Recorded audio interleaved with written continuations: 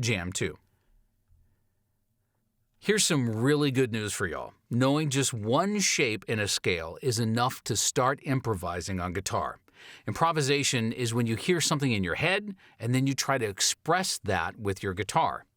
As long as you stay within the shape, all the notes in that shape will sound good together. So it's all about finding a melody and learn how to express it.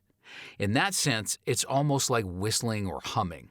And with a bit of practice, you'll soon be as fluent in improvising on guitar as you are when you whistle or hum something, and you'll be able to come up with melodies on the fly. However, in the beginning, it can be hard to put these notes together in a nice way, and it's quite possible that it will sound like this.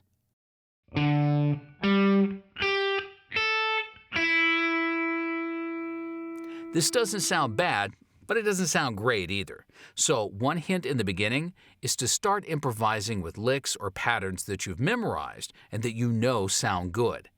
These licks and patterns could be thought of as understandable words from the musical alphabet, like this one.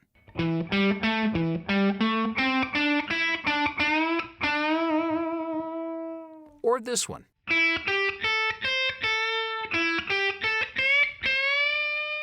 While using these memorized patterns and playing to a backing track, you should try to find the timing and rhythm, and try to fit the pattern into the song.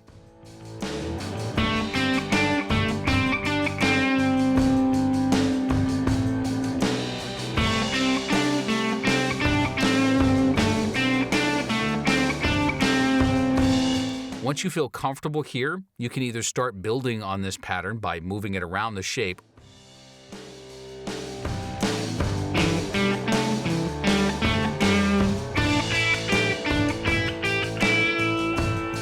or perhaps add a note.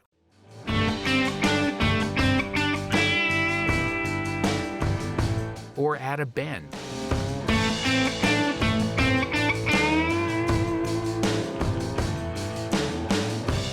Or you can move on to another pattern or lick that you've memorized. Just keep playing. Test new things and dare to express yourself.